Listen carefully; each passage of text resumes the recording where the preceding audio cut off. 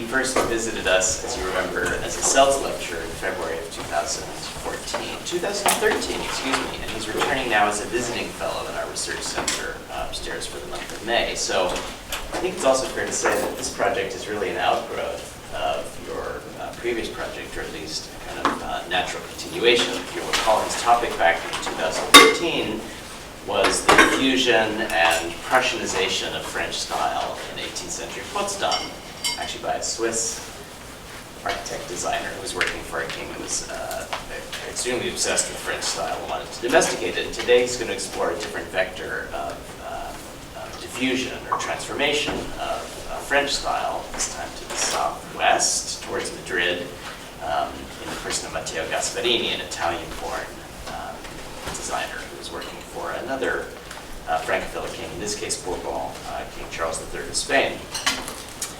And I think it's also fair to say that that orientation is really paralleled in Dr. Locker's pan-European career. You're kind of like a walking Erasmus program.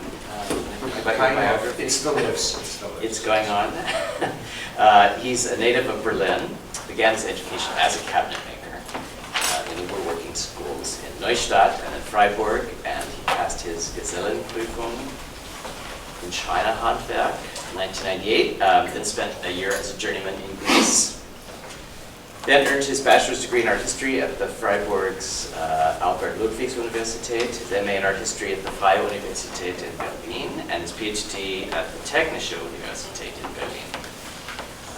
He's worked on furniture, 18th, 19th century design and decorative arts, especially on Johann Melchior Kambli and the court of Frederick II in Prussia, as I said.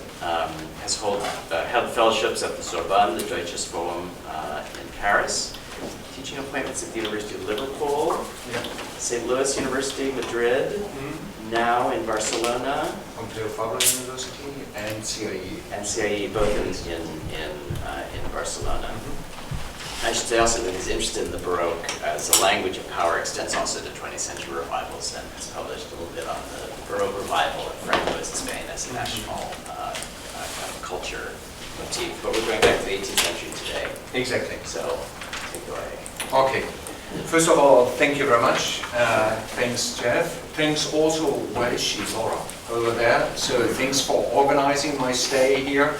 Thanks also what is happening behind the scenes. So actually the committee of the bar here who has invited me, or just like given me the opportunity to be here today. As said before, one of my principal fields of research are the decorative arts, connected also to my prior career as a furniture maker. And I was interested, or I became interested into this field of research because it's not just like about the design. I was always astonished, actually, that this kind of intricate design, the complicated design, actually demands a high skill, actually, from the artisan. So I'm coming from that side. And I first started to work on the Frederican Rococo, so talking also about this here a few years ago. And then when my wife and I continued the Erasmus program and came to Spain, first of all living in Madrid, I went there to the Royal Palace of Madrid, where there are astonishing interiors that you are going to see today. And I was first of all just like blown away really by the artistic and artisan quality of the objects. And then I was astonished to actually notice that there is something written about it, but actually they're not quite well known, neither internationally nor, I dare to say, in Spain. I do have to point out, they're actually hopefully going to be better known because they're included in our own Graduate Center History of Design briefly, but they're illustrated, so we're doing our best. Thanks to this, also this helps a lot. I mean, we are a visual culture, and what you're going to see today, it's just like maybe also reinforcing that there is a country behind the Pyrenees that is not just like far away, separated from France. We're still putting the focus on France, but this obviously helps a lot, just like to convince people that it's worth also looking to countries that are not that well known yet, I dare to say. So hopefully. So I'm grateful to be here today. I'm also grateful that you're all here. My wife had before the idea, she said, it's reminding me a little bit, you know, of monasteries, you know, just like one monk preaching, the others just like eating. I like this very much, and I think with this kind of idea, I would like to start, and hopefully this helps to stimulate your digestion. In the second half of the 18th century, under the artistic direction under the Italian Mattia Gasparini, some exceptional Rococo interiors were created in the new Palacio Real, so the Royal Palace of Madrid, for Charles III of Spain. Today's brown-baked lunch presentation will draw attention to these still relatively unknown creations that comprise highly decorative marble floors, stucco ceilings, silk wall hangings, upholstery, small cabinets with wall paneling in exotic woods, and veneered work furniture with gilt bronze mounts. I will first set the ground by explaining a little bit more about the Royal Palace of Madrid and Charles III, the ruler that had all of these interiors built. Then I will talk about Mattia Gasparini and the creation of these interiors in the royal workshops, focusing thereafter on the royal woodworking atelier and its workforce. I will also analyze the skills deployed by these workers and at the end try to contextualize the different facets in the contemporary European context. The Royal Palace of Madrid can be considered the largest artistic venture of the still relatively young Bourbon dynasty. When Charles II, the last member of the Spanish House of Habsburg, had died in 1700, Philip, second son of the French Comte Dauphin, had ascended as Philip V, the Spanish throne. And even though this Bourbon king had been appointed in Charles' testament as heir, this choice was contested, actually by the Austrian House of Habsburg, as you might know, and it would take 14 more years, that is the Spanish War of Succession, for Philip being firmly established as a ruler in Spain. An unfortunate incident on Christmas Eve 1734 led to the destruction of the old royal castle, the so-called Alcazar, by fire. This misfortune eventually provided the Bourbons with a chance to build a monument comparable to Versailles regarding its representational and propagandistic value, and Philip V quickly decided to have his residence rebuilt. This edifice, visitors of Madrid can still admire today, and it follows the artistic inventions of the Italian architect Filippo Giovara and was executed under the supervision of his disciple Giovanni Battista Sacchetti. Construction lasted from 1738 to 1754, but it took still 10 more years to finish the largest parts of the interior decoration to make it inhabitable. Thus, it was only in 1764 when Charles III took residence in the new palace. Mattia Gasparini, who would sign responsible for various Rococo interiors in this new palace, came from Italy. His name appears for the first time during the creation of the so-called Salottino di Porcellana at the Reggia dei Portici, so the Royal Palace of Portici near Naples, where he had executed as decorator, so-called ornamentista, the stucco ceiling. This impressive porcelain cabinet was built for Maria Amalia of Saxony, who had been married in 1738 to Charles, King of Naples and Sicily. Both royalties, so Charles and Maria Amalia, were important patrons of the arts and would also found in 1743 the Capo di Monte porcelain manufactory. Emulating the famous Meissen manufactory, a venture that had been founded by Amalia's grandfather, August the Strong, in 1710, the manufactory of Capo di Monte should not just foster the reputation of the young royal couple, but can also be seen as a means of developing a new field of business regarding the important market for luxury goods. In that context, the Salottino di Porcellana executed from 1757 on in the boudoir of Maria Amalia's private apartments, cannot just be interpreted as an exceptional example of conspicuous consumption, but also as a kind of advertisement for the domestic porcelain industry. In 1759, Charles then became King of Spain. Although leaving the Neapolitan and Sicilian thrones in the hands of his son Ferdinand and moving to Madrid, he took with him a lot of artists and artisans who would consequently work on the interior decorations of various royal palaces in Spain. For example, the major part of the artistic and artisan workforce of the porcelain manufactory of Capodimonte, as well as large parts of the hardware, were translocated to Madrid. Reinstalled in the Bon Retiro Park, they initiated a royal Spanish porcelain industry.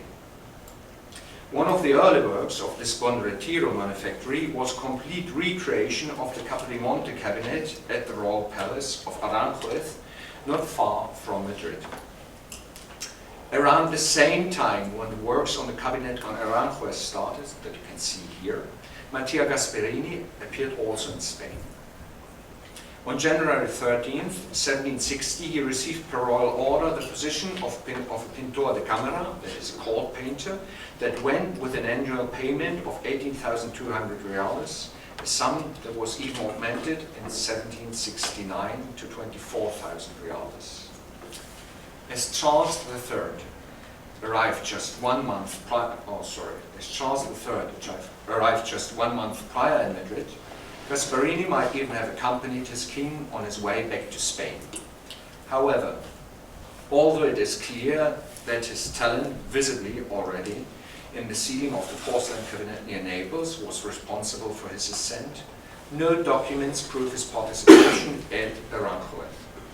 Instead, the Pintor de Camera was entrusted with the artistic direction of some of the most prestigious rooms at the new Royal Palace in Madrid.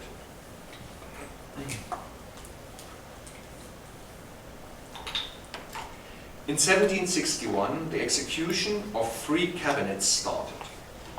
So here we can see the place, actually the main entrance, we have it here, the main, where is it? The main entrance of the palace would be on this side here. Doesn't work.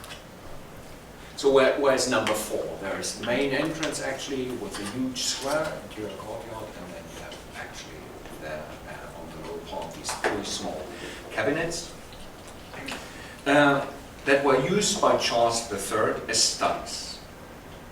Mattia Gasparini had designed these so-called gabinetes de maderas de Indias, which are today in large parts moved to other places in the palace and to other royal residences. So actually what you see there, they're just like in parts still existing, but they have been translocated, they're not in the original rooms anymore.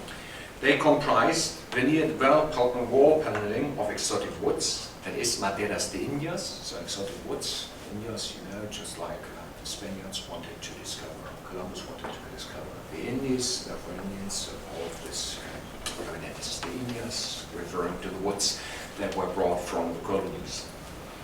So exotic woods and engraved brass, as well as veneered furniture. All of it embellished with gilt bronze mounts. Each of the 3 cabinets follows its distinct design that is reflected in the paneling as well as in the furniture. When working on these cabinets, which would be finished in 1769, Gasparini started in 1764 working on the interior decoration of a room, where the king, according to custom, got dressed each day in presence of the court. This distinct chambre d'apparat, so this is just like above, you can see these 3 cabinets, so just like next to them, had 2 main functions. Besides serving as a dressing room, Charles III would also use it for private audiences. Therefore, design and material wealth of this today so-called Sala Gasparini are exuberant. The decorative design is including the encrusted marble floor, the wall-bound decoration with silk wall hangings and mirrors, as well as the stucco ceiling.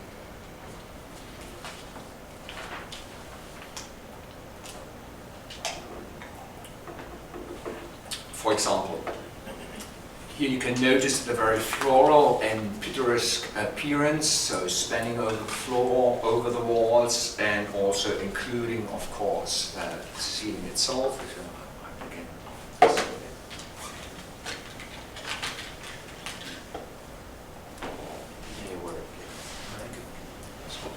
little bit better, so ceiling, of course. So also when you look at the mirrors here at the side, so I'm explaining with words. You look at the mirrors and actually the wall hangings, embroidered silk is actually rephrasing the whole decoration. So it's really a kind of almost unanimous character that the room offers. So intricate interplay of Rococo motifs visible within the designs of the floor a little bit, more in the walls and obviously also in the ceilings. Then here you have, for example, you have part of curtain from closer, actually showing these ornaments from close, also embroidered with silver threads, so very rich and material. And here you have ceiling, even though it's separated by a cornice from the walls, you see that actually the, let's say, the atmosphere, this kind of Rococo appearance, just like is continuing also regarding the ceilings. And there you have, for example, chinery motif in the corner of the ceiling. The impression of wealth the interior gives derives from the rich colors, maybe best visible still today in the ceiling, and of course the contrast of material textures. So this means the luminous stucco ceiling, including, of course, I don't know, you can see it around the cartouche a little bit. This is gilt there. You have also silver parts, so it's kind of really shining, that you would imagine the whole thing by candlelight. Then you have the polished marble of the floor, silk of walls and seating furniture, and the veneered furniture and also objects, also decorated with exotic woods, highly polished and with shiny gilt bronze mounts. The interior decoration of this room shows the preference for chinoiserie and picturesque Rococo motifs. The taste that had already manifested during the Neapolitan reign of Charles can also be found in Spanish royal interiors created under him, and it is interesting to note that it would manifest in artistic projects until the 1780s. This is obviously a very long time, considering that the general taste of the elites had changed at that time already decisively towards neoclassicism. If we shift right now from the aesthetic value to the monetary value, documents prove that the three cabinets altogether, so the material and workforce, cost more than 3.5 million reales de Leon. And according to the final statement of cost of the Sala Gasparini from April the 15th, 1785, the workforce alone dedicated to this venture summed up to more than 7.2 million reales. So, having pointed out before the artistic wealth of these interior, these sums give you an idea about the actual financial investment. So what I did here is a little bit just like point out at that time wage and also living costs to just like put everything kind of in relation. Right now I'm focusing on 3 years. These are the wages of a normal laborer. So it would be just like maybe a person without many skills.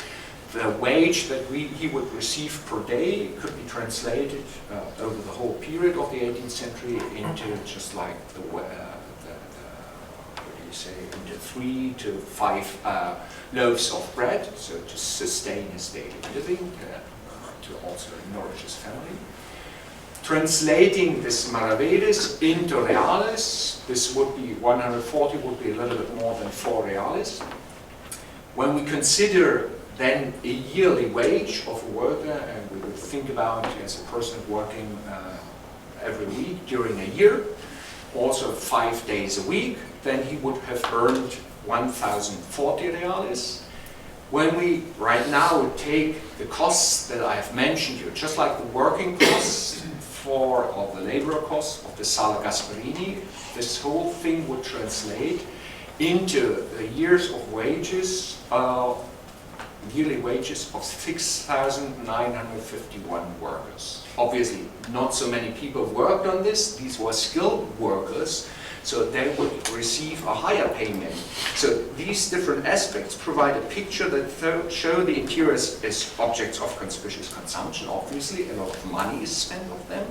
But it's not only referring to the material value, but also to the money that had to be invested into acquiring the know-how for the artisanal production. So it was a lot, as you can see. Therefore, having you introduced the objects of my research, let's focus now on their creation. From the beginning on, the court painter Gasparini did not just deliver the designs for the here presented interiors, but also had to supervise and to coordinate their creation. At the beginning, this was less institutionalized as one might think. Specialized artisans of different fields, working in wood or bronze, for example, started to work on their creation, and during this process, eventually a working practice established. Julia Maria Echaleco has shown that working customs were successively formalized with ordinances, which can be regarded as the actual institutionalization of the 3 royal workshops. So she points out actually that these are no foundations, so by paper, they little by little they transformed into the royal workshops. From 1760 on, so the year actually that Gasparini became Pintor de Camera, until his death in 1774, Mattia Gasparini was head of the Taller de Bordados, the embroidery workshop. As director of this workshop, he had to create the design for the embroidered wall hangings or upholstery fabrics, as well as to oversee the creation of these items. But Gasparini was above all Pintor de Camera, so court painter, with the main task of inventing interiors, including furniture, marble floors, and all the other decorative features such as carvings or bronze mats. Therefore, it can be assumed that his wife, Luisa Bergoncini, who helped him in the embroidery workshop, handled actually the day-to-day work, while Mattia coordinated the works on his artistic inventions in general, that is all 3 talleres reales, the royal workshops. The embroidery workshop, the workshop of the ebonists, and the one of the bronze makers. This structure, with Mattia Gasparini at the head of the royal workshops, assured that his designs were followed to last detail, as a document states regarding his supervision of the ebonist workshop. Focusing now on this workshop, we can say that it was after the embroidery workshop, the second one being officially established by ordinances. Amongst the workers who had participated from early on in the creation of the 3 Gasparini cabinets, the still skilled artisan José Canos deserves special attention. He is mentioned in 1762 for the first time in the documents, having executed with 2 other workers, frieze and cornice of Indian wood, as it's quoted or as it's named in the sources, and the following year 3 boxes of ebony. During these early years, he proved to have essential know-how, talent, and managing skills. Thus, before starting works on the Sala Gasparini in May 1764, the official order came that Gasparini had to hand in weekly working hours of the workshop of the, quote, workshop of the German master ebonist Joseph Canos, end of quote. Less than 1 month later, he would receive a formal contract making him the official director of the Taller de Ebanistas, and he had to follow the instruction, of course, of Gasparini, who was the artistic director. The contract lists up Canos' obligation and rights and states in point 5 that he could actually hire foreign workforce if needed and that the king would pay the expenses. When looking at the payment lists in the archives from that angle, it is interesting to note that his most skillful workers, that means the one who got paid the most, were not Spaniards, but workers with German names that had been Hispanized. 3 of them, Philip Lisa, Pablo Busquens, and Nicolas Braun, so this would be most likely Philip Lisa, Paul Buschens, and Nicolas Braun, would in 1781 all hand in petitions for becoming Carnop's successor, who at that time was about to go into retirement, and they all mentioned in their applications that they had been in Paris before coming to Madrid. Lisa, for example, states to be, quote, one of the 4 who had been called from Paris for the works on the cabinet, end quote. When Carnops was asked in secret which of these 3 he would consider as worthy, he wrote that they were all good workers, and then he added, quote, he had them come from Paris by promising each one 20 reales per workday at the palace and all necessary materials, end of quote. But instead of choosing one of them, Carnops proposed a 4th man, Teodoro Onfeld, who is most likely the 4th German who had, according to Lisa's petition, passed through Paris. Carnops' very favorable report says, quote, I consider Teodoro Onfeld in all conscience to the highest degree capable and competent to serve His Majesty, end of quote. His words would have weight, and thus Onfeld would succeed him as director of the Taller de Ebanistas, so of the industry workshop.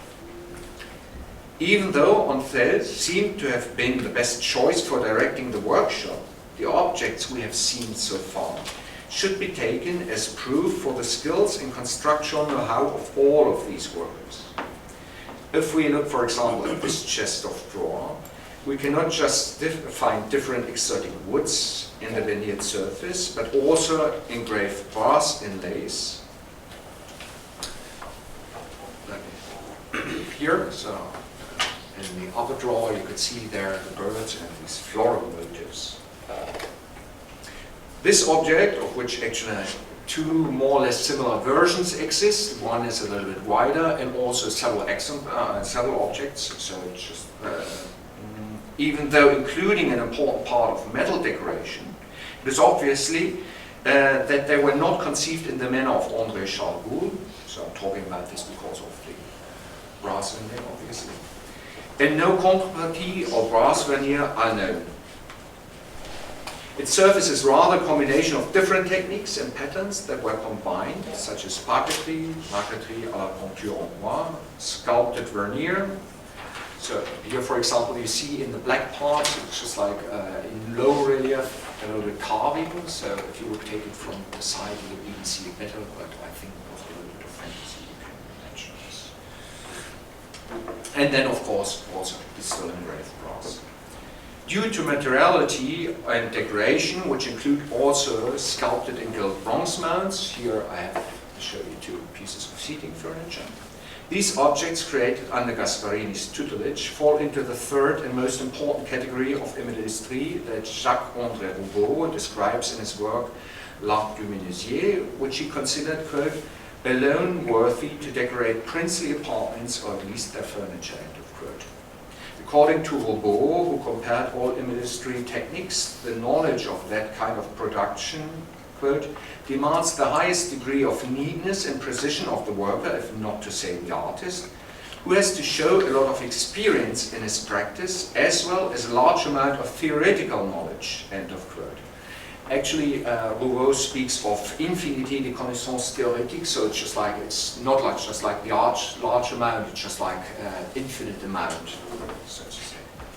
This being said and shown, the level of knowledge of the mentioned leading German workers who had acquired their skills in Paris can be considered of highest level when compared to the contemporary European production.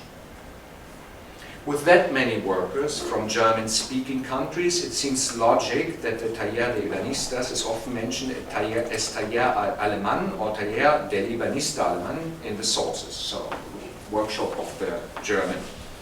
But although the before cited document mentions the German master ebanist Joseph Carnops, By the way, one of the rare sources that actually mentions the original spelling, so you notice also within the sources a change towards the Spanish spelling. The skilled director of the Royal Woodworking Workshop was actually not German. A petition from March 25th, 1777 states, quote, Mr. Joseph Carnops, Flemish-born and coming from Montietzen, province of Limburg of the bishopric Liège in Flanders. And he asks in this kind of document for paid leave due to his poor health. The document mentions not just that he originally came from this small Flemish village, but also that by that time he had been already 18 years in the service of Charles III, meaning that he actually started working for the king in the year that Charles had ascended the Spanish throne. This was the same year when Gasparini also had come to Madrid. Whereas the other mentioned workers came from Paris, it is not clear where from Carnops came when he arrived at the Spanish court. Nevertheless, several factors speak for the assumption that he too came from via Paris to Madrid. Firstly, Paris was around the middle of the 18th century still the fashion metropolis that set for large parts of the European continent the tone. It was the leading production center of representative and innovative high-end furniture, attracting skilled artisans from all over Europe who wanted to make their luck. Carnop's woodworking expertise, showing from the beginning of his work in Paris on, speaks for a highly skilled craftsman who managed all the before-mentioned techniques that were above all used in the Parisian production. Secondly, Paris is geographically more or less in the middle between Montietzen and Spain. Thirdly, the outline hiring practice of workers in the French capital speaks for it. Also, we do not know if he went personally to Paris for hiring the above-mentioned artisans, so the already mentioned source just mentioned he made them coming. Carnop certainly would have had to know his way around in the, let's call it, woodworking scene of, or the woodworking business of the French capital, in order to give somebody precise instructions how to hire skilled personnel. An early acquisition of a bureau for Charles III that had been attributed to the workshop of Jean-François Eulin is at the basis of my current research or working hypothesis, and it might point into the direction of the atelier Carnop was working at in Paris. Technical similarities of furniture by Eulин's successor Jean-Henri Riesner with the Gasparini furniture executed under the direction of Carnop's have led to this tempting thought. For example, the careful punched and grooved bottoms of the drawers by Riesner are also visible in Carnop's pieces. Due to such kind of constructive and also qualitative parallels, I could imagine that both might have worked in the same workshop. If research in that kind of direction would turn out favorably, this might lead to other interesting questions. For example, was it maybe that Carnop originally accompanied the Urban Bureau when it was shipped to Madrid? We know, for example, that kind of practice, sending artisans to accompany furniture from later, and Röntgen would be here a prominent example. Although there are many links that connect the furniture with the French capital, we must not forget that the here presented objects were designed by Mattia Gasparini. Unfortunately, and for example here you have a chest of drawer with a different kind of bronze mounts. Before you have noticed this kind of neoclassical design with rings, and here you have storches like these Rococo bronze mounts, such as another example. Unfortunately, no original designs have been preserved, even though some documents mention them. For example, when Gasparini's health deteriorated considerably in the 1770s, and he applied in February 1774 for a spa treatment in the Mediterranean town Valencia, he stated that he would leave, quote, dibujos, modelos y demás, end of quote. This means drawings, models, and so on. These designs, models, and the well-established working practice of his skilled employees together would assure that the work could continue without him, something that became definitive when he died soon afterwards on April the 26th, 1774. When looking for a successor, the Italian bronzista, so bronze worker, Juan Battista in French, or Giambattista Ferroni, Italian pronunciation, seemed to be a valid candidate. He had in 1770 substituted Antonio Vendetti, who until that point had been working on the cabinet and the Sala Gasparini and been the principal bronze worker of the Taller de Bronzes. José Luis Sancho shows in his article Bronzistas al servicio de Carlos III that disputes between Gasparini eventually resulted in the preference of Ferroni for the works and in Vendetti being shunted into the sidings. The results of Ferroni's work during the following years must have been very convincing, as he would receive the title Adornista de Bronces y Otros Metales, so decorator of bronze and other metals, in 1774, when the decision about the succession of Gasparini had to be made. Firstly, this title came together with the official direction of the bronze workshop and is considered by scholars like Sancho and Echaleco, also as proof of the institutionalization of the Royal Bronze Workshop during that year. Secondly, Ferroni would also inherit Gasparini's directing position of the Talleres Reales, and as Gasparini had left him, quote, the instructions regarding all of his ideas before he went to Valencia, in form of drawings, for that he could continue and direct instead of him, end of quote. This would, as mentioned, secure that the artistic ideas of Gasparini would still guide the works of the dressing room and the last cabinet.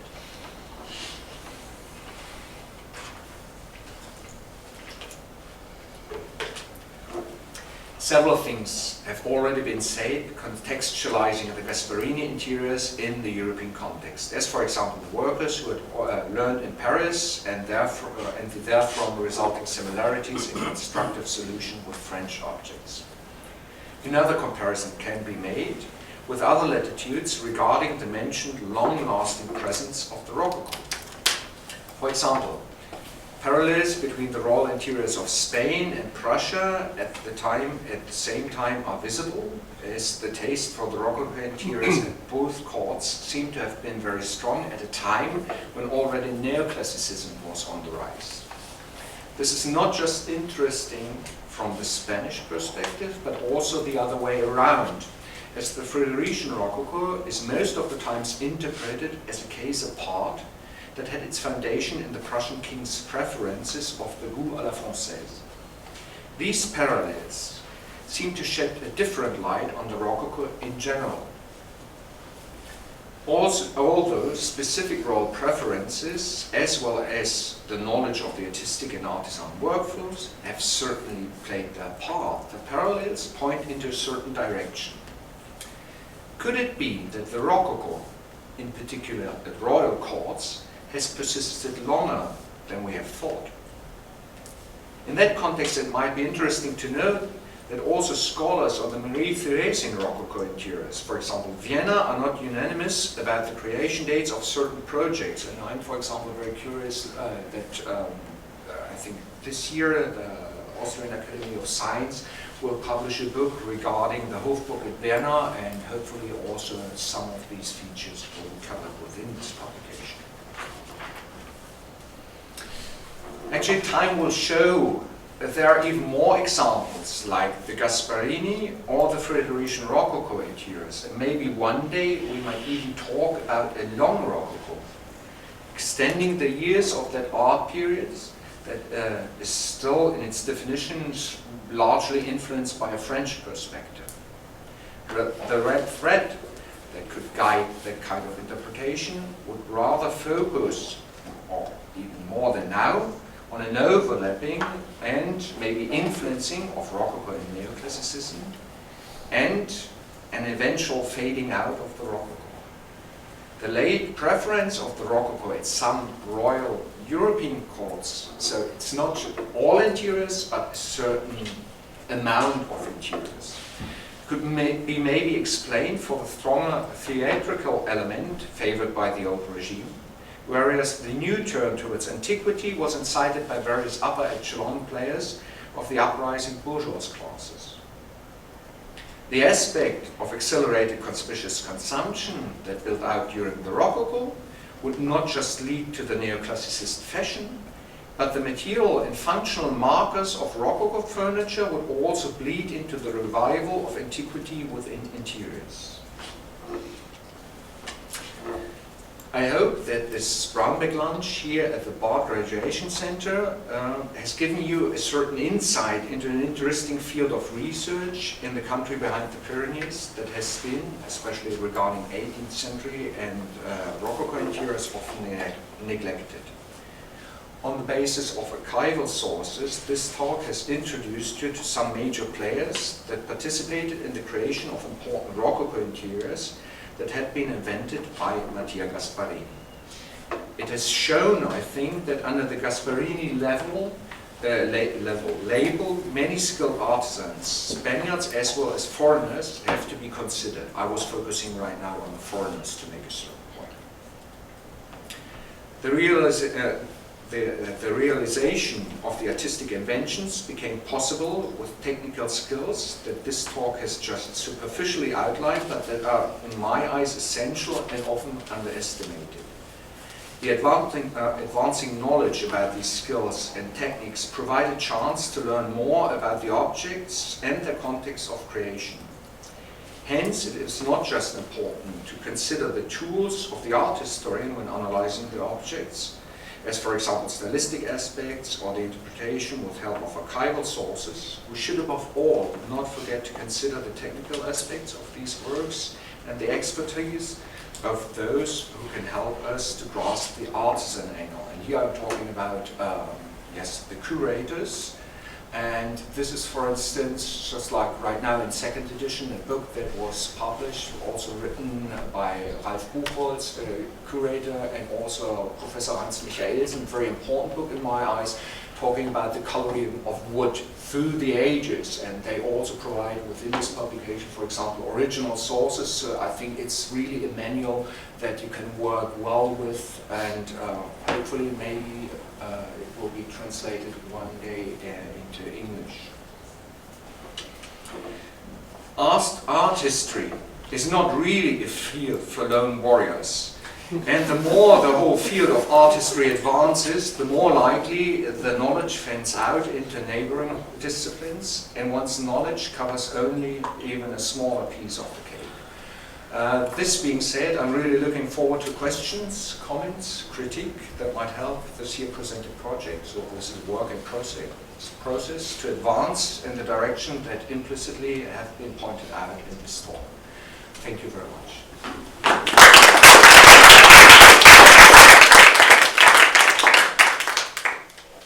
Thank you. That's a lot to think about. Let's open the floor to questions and follow-up. We have a great number, but we're not full. We'll give you first dibs. Did the Royal Workshops execute things for private clients as well? Can we see these being a model for things that have been used outwards in Spain? Good question. Yes and no. So a lot of directors of the Royal Workshops, or also the workers, they had the permission to produce also for private commissions, but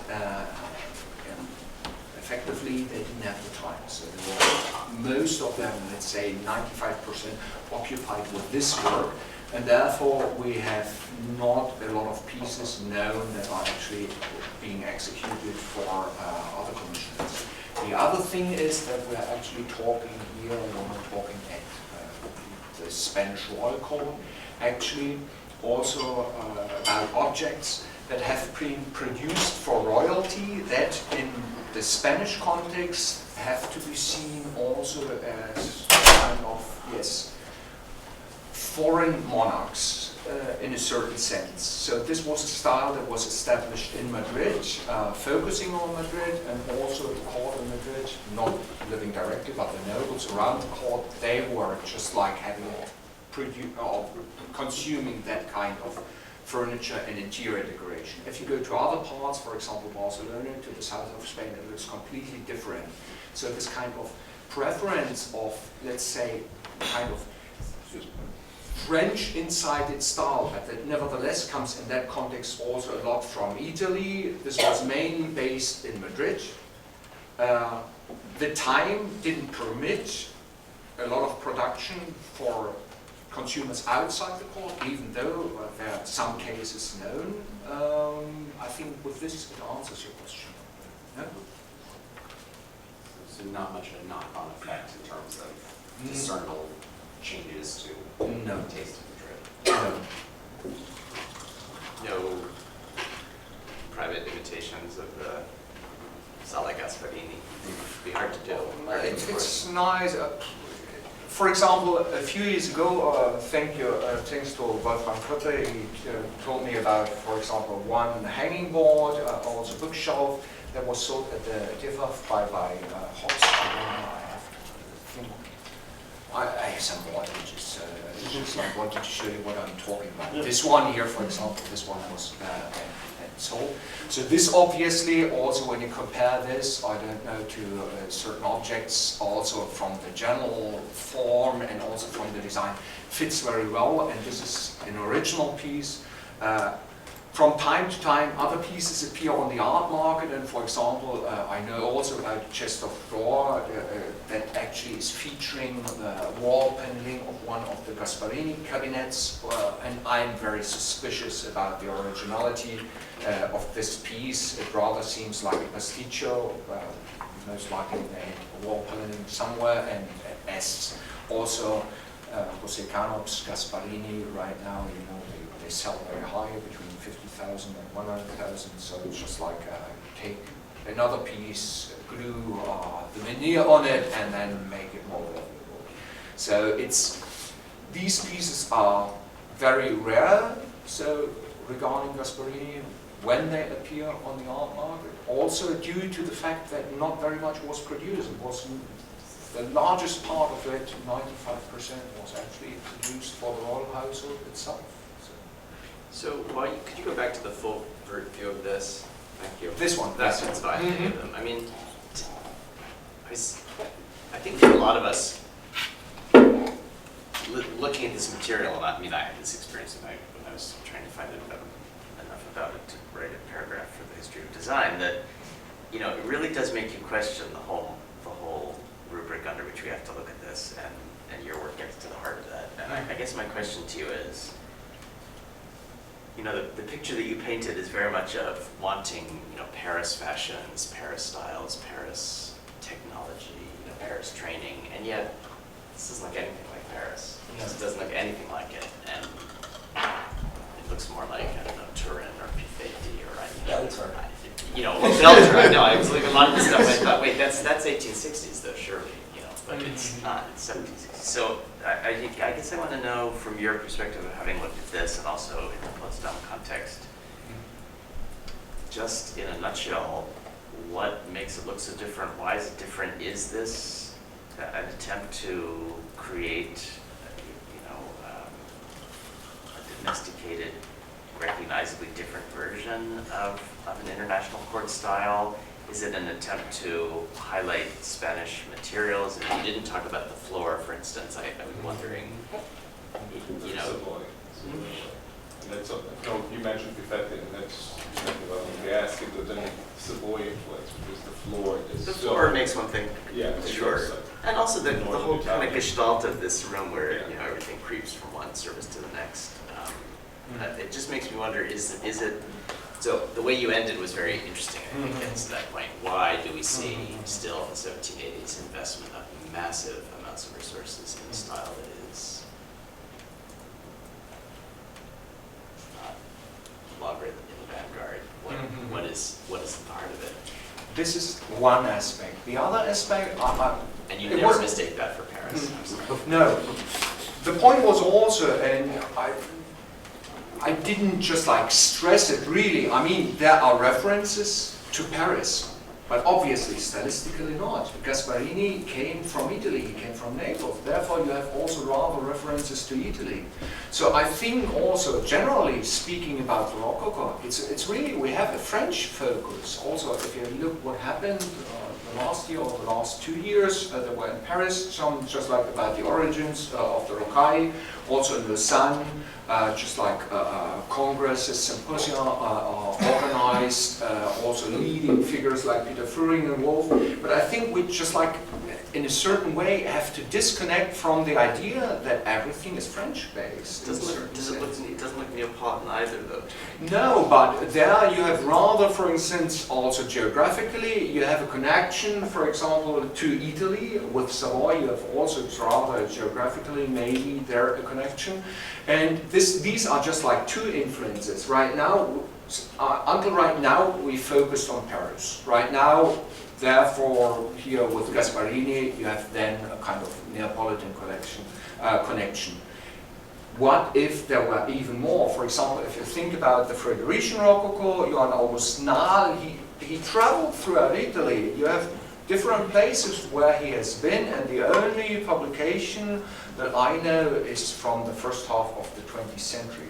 So, and this was when somebody just like first looked at the sources that nobody knows where they are anymore. So somebody would have to look again, would actually have to rewrite this kind of story. And we are focusing still on France, we are focusing still on the aftermath of Louis XIV, new classes, bourgeois classes, uprising, consumer society then there, and I think our vision is a little bit blocked by this kind of perspective. I think I totally take that point. I guess I'm just wondering, your story made clear that they wanted Paris. They wanted those artisans from Paris. They wanted the artisans from Paris. They didn't want necessarily the design from Paris. So there are two sides of this kind of story. So we have to separate it. There are much more layers. The artisans, obviously, because they had developed the highest skills at that time. So if you wanted to make it at that time, go to Paris. Why is that? Because a lot of money was invested. If you compare this, for instance, also to Madrid, Paris was at that time, let's say, international market, the international market for this kind of just like high-end furniture, interior design, if you talk about bronze, if you talk about furniture.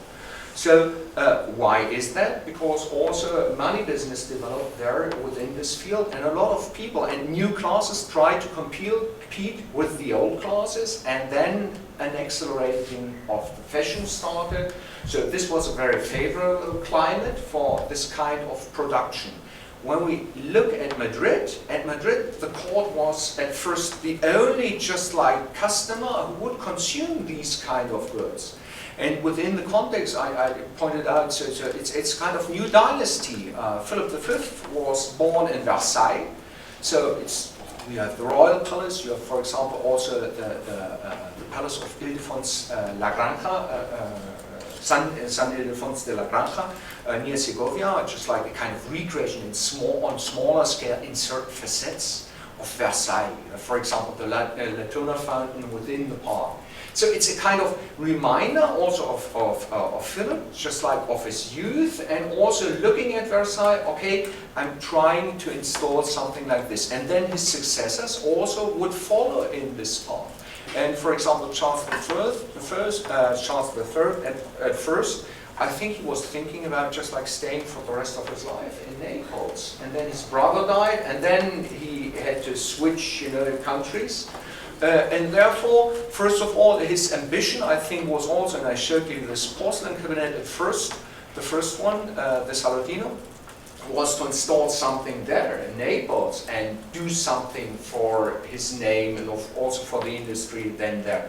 And when he became king, obviously there is a continuation, took everything with him, but there you have also kind of continuation, not necessarily to Savoy, but nevertheless to the geographical context of, let's say from the middle until the north of Italy maybe. And the question would be to work about this. I couldn't give you answers, but it's just like in my head, these would be ideas to say, but we have actually to think about this. I find it very interesting how they want everything. They want the Parisian craftsmen with the technique. It was really everyone, the best were all Germans. I mean, from the Röntgens to the other number and D, from the urbans to the regionals to the white to New York. Yes. So it's just it seems like Paris is sort of a facilitator or gives people the opportunity at the end of the day. Yes, and we have some names, just like we became really famous, and then we have just like a sheer number of people really unknown. Okay. They are qualitatively also just like really good, but they have made it. Because just like, it's like every time, I mean, we're all working about the arts, and we're thinking about artists, who becomes really famous, the large core of the people just like remains, especially also within the 18th century, anonymous. I'm sorry. Sure. I was thinking about the connection to Isabel de Farnesio, the mother of Charles III, and all of the important interiors that she designed, not only at La Granja, but elsewhere. And I was just wondering if you thought that maybe that was also an important connection to the north of Italy, especially since she is the one responsible for bringing Cubara to Spain, and helps to design her lacquer room, which is supposed to be, kind of likened to the example that he did in Turin. And so Yes. I don't know if Isabel de Farnesio would be, I mean, I certainly would argue that she is incredibly important for Charles. I can just shortly answer yes. So, but because the point is also, when you think about the change of dynasties, well, the question would be, so first of all, by the way, 18th century in Spain, and also people consider there isn't any Rococo. So if you look closer, there are a lot of things, not just like Rococo, but 18th century becomes really interesting. Why is that? Because we have influences from France, we have influences from Italy, and the question would be, and how far is it Italian, and how far is it French? And this is not worked at all, but there are strong connections that you just like pointed out. In Spanish scholarship, what one does very often is really focusing on the Spanish Golden Age. And as the last Habsburg died out with Charles II, so it's kind of it's almost like living in a great universe of art, but the 18th century is the black hole. It's not talking. Some people, as I have mentioned, for example, José Luis Sancho, Echalico, the article that I have mentioned, the article is from 1955. Think about this. 1955, somebody worked about Gasparini.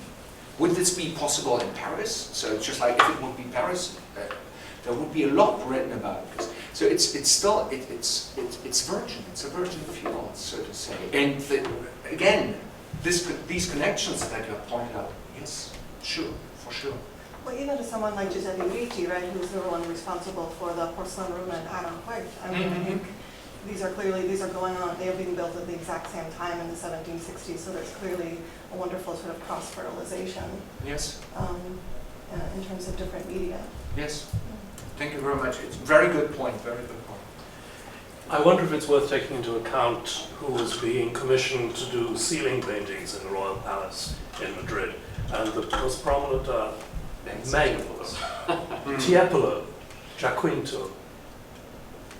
It strengthens the Italian connection that you were mentioning here. Because I don't see that we should divide so-called fine arts from decorative arts in this respect.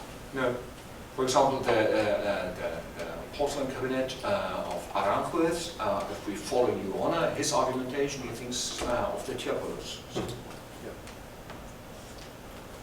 Can I pick up your very interesting last point about trying to understand this persistence of the Rococo in various royal contexts? And it's something that I had to think about when I was working on 18th century Rome, which is in some ways another black hole, or was at that time. And I also found totally different system, elective monarchy in a sense, not dynastic continuity. And I was surprised just in my ignorance to see in the 1770s total persistence, absolute happiness with the Rococo at a time that the international horizons were changing. And I wonder, I thought it was very interesting, your idea that this signifies royal, it's particularly useful in a royal context or something because of its theatrical element, and you were juxtaposing that to a, let's say, casting classical avant-garde as a bourgeois phenomenon. Yes. But I'm just wondering if we were really to push that, when one thinks of the kind of early pioneers, it's as much it's as much a Louis XIV revival in 1750s as it is, anything to do specifically with antiquity. And Mhm. it then raises the question of Charles III's patronage of archaeology in Yes, Naples of and course. his other Yes. experiments. So Mhm. I think I would love to hear your thoughts on how this, how this fits in with Charles's demonstrated taste. Is there a chronology there? Is it strategic marshaling of styles in a room that, as you pointed out, has a kind of straddles the public and the private functions? I mean, it's a kind of levee room, isn't it? So I just wonder how, these are the questions I was asking myself when I was thinking about strategic deployment of styles.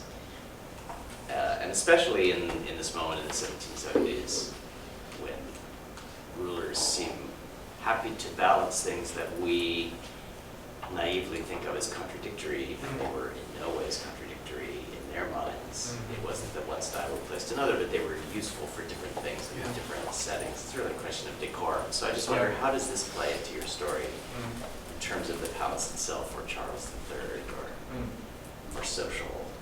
Interesting also that you mentioned, for example, the point is, for example, these are some of the rooms. There are also other rooms, they don't show that design. So it's not, you can't speak in general, it's a certain group of rooms. So also, for example, if you go to Prussia also, it's a certain group of rooms, and then also with time you will find more and more neoclassicist decorum also entering this kind of, obviously, overall just like seeing Rococo pieces. What I would argue, the direction that I'm, or let me say, what I'm thinking is actually also, for example, comparing Charles right now with Frederick II, with maybe also Maria Theresa, so I pointed this out, we will see about this.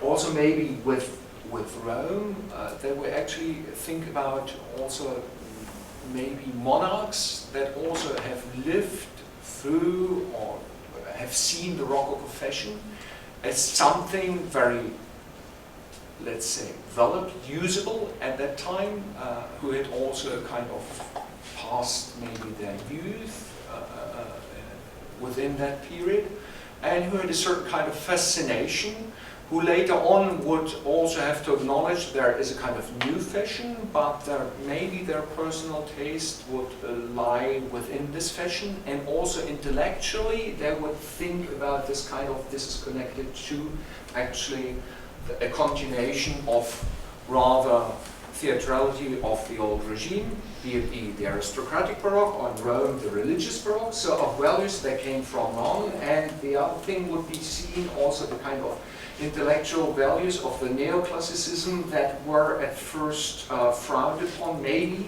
amongst these monarchs, and also thought just like, yeah, I'm rather favoring the other. It's not that I want to point out, just like there are two camps, and just like there you can just like draw a line. I think every case, every figure of these, or every it has to be seen differently, also regarding preferences of monarchs, and also just like every, let's say, artistic creation, because this is a Rococo creation. Rooms just like close by were already decorated within the neoclassicist manner, and rather just like with more generative forms, and lacking a lot of this kind of floral design. So it's, what I want to point out, it's not necessarily, a kind of solution just like to say, okay, right now maybe I'm opening a new drawer, and then we can just like with this have a solution. I think it just like shows a different kind of perspective, that we have many parallel fashions going on. And what I had as an impression also when looking for examples, late examples, was actually where do you find these kind of fashions? And you find it rather with the, let's say, old elites, with just like old nobility, then with kind of new elites, money elites, for example, if we talk, for example, about Paris, or if we talk also about I don't know if this really answers the No, question. I'm wiggling out a little bit. I know this, you know, but it's just like I'm kind of at a starting point, and in my eyes, also having found right now a second really overwhelming example after the Federation Rococo. You know, just like if we find a third one, you know, just like we find one example, it's an exception. We find two one, okay, just like you're in between. If we find a third one, then we have to do something with it. I think there's been so much focus on the Rococo, but it has been very much in a Paris context. And, you know, people like, I know Tara and I were probably both wondering what would Michael Yonan make of these rooms? Right. You know, focusing on Austria, and also what is the Rococo doing in religious context. So I mean, I think it's you're at a great moment where there's new interest in thinking about what do these styles signify, and what do they mean for different audiences in different places at different times. Yes? Is there any evidence that there were any French workers in the royal workshops? Because I know you mentioned the cabinet makers were all German-born and trained in Paris. But are there any, in any of the documents, are there any actual French names also in the bronze workshops or the embroidery workshops? I interpreted, to be honest right now, Lisa, I interpreted it as German, could also be French. You know, you have some people who are either or. So it's there are certainly also French workers within the royal workshop. There were actually some French Yes. ones. Yes. Yes. We were talking about the Paris influence, and in fact, there doesn't really seem to be any Paris influence. And the strongest of the German work, the Ebonists trained in Paris, were probably trained with Urban and were in the German bubble, so to speak. Yeah. Because you don't really see any French. No, but this could pend into either direction. I was thinking about why I did design for it was we had with Carlos this kind of Germanophone connection, you know, and therefore I thought this was more valid. But you could turn it also the other way around, for sure. So, but there is definitely this kind of Paris connection. But also, good point. Tobias will be here for another month. If there are any more questions now, we can have them. Otherwise, continue informally or find him up in the research center. Thank you very much for returning, and Thank you for very much. sharing your